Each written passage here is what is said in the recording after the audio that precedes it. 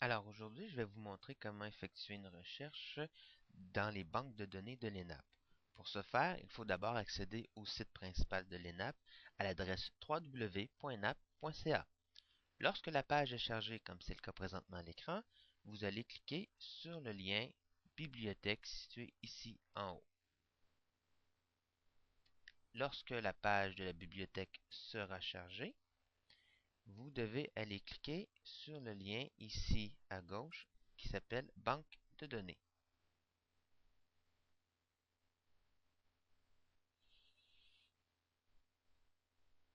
Pour effectuer la recherche sur une banque de données, on peut le faire de deux façons. On peut chercher un texte directement à partir des banques de données ou on peut commencer par chercher une banque de données précisément. Ici, nous allons commencer par chercher une banque de données que nous connaissons bien, qui est Wiley InterScience, parce que nous savons que dans cette banque de données, nous allons trouver beaucoup de textes qui sont pertinents pour le genre de recherche que nous effectuons en administration publique. Alors, j'inscris ici Wiley, j'appuie sur la touche Retour et l'engin de recherche de l'interface de l'ENAP me retourne soit Cochrane Library ou, je vois ici, Wiley InterScience Journals. Je clique ici.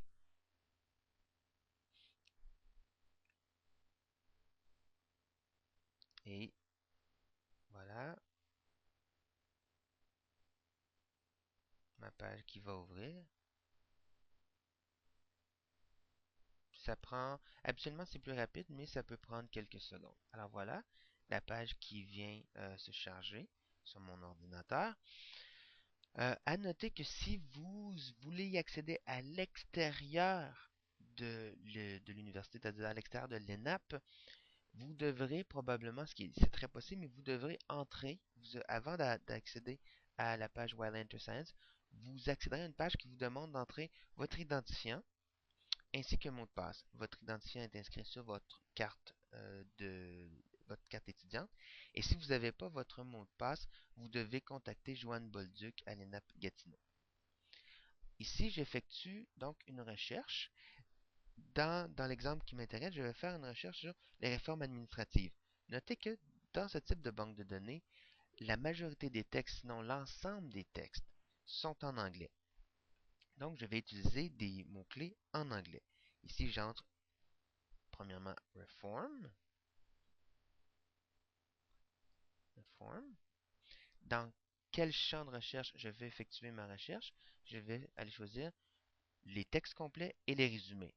Je pourrais chercher le titre d'une revue, je pourrais chercher le titre d'un article, le nom d'un auteur, ou ici, en ce qui m'intéresse, c'est de faire la recherche dans les textes au complet et dans les résumés. J'utilise ensuite l'opérateur booléen qui m'intéresse. Dans ce cas-ci, ça va être AND pour A. Et j'aurais pu aussi utiliser le OR pour ou le NOT pour sauf. Alors, j'entre Administration. Encore une fois, dans quelle recherche? Les résumés et les textes complets. Donc, je ne veux pas n'importe quel type de document. Ce que je veux, c'est des revues scientifiques, qu'on appelle en anglais journals, ou encore des livres en ligne. Je peux laisser tomber cette partie-ci. J'y vais après ça dans quelle période je veux effectuer ma recherche. Ici, je vais dire sur une période de 10 ans, soit de 1999 à 2009. Et je peux trier soit par pertinence, ici on appelle ça match percentage, par date ou par titre de publication, c'est-à-dire titre de revue. Moi, je vais y aller par un tri par date. Alors, je choisis date. Puis, j'appuie sur le bouton Go. Oh, petite erreur. Ici. Donc, je réappuie. Vous voyez, il ne faut pas faire d'erreur. J'appuie sur le bouton Go. Et l'engin de recherche va effectuer ma recherche dans l'ensemble des textes et des résumés qui sont compris dans cette banque de données. Et j'accède par la suite à mes textes. Donc, par exemple, Knowledge theories can inform evaluation practice. What can a complexity lens add? je peux ici, disons que ce texte m'intéresse, je peux soit aller voir son résumé en cliquant sur le mot abstract, soit les références qui sont incluses, ou encore accéder directement au texte complet en format PDF. Parfois, comme vous pouvez le voir ici, nous avons non seulement la version PDF, mais également la version HTML. Tout ce qui me reste à faire, c'est à cliquer sur le bouton ici et j'accède au texte en PDF. Vous pouvez voir également que j'ai plusieurs références. Je vais revenir à mon texte, vous pouvez le voir. Donc c'est un peu lent, absolument c'est plus rapide que ça. Donc je peux consulter mon texte, le sauvegarder sur mon disque ou encore l'imprimer.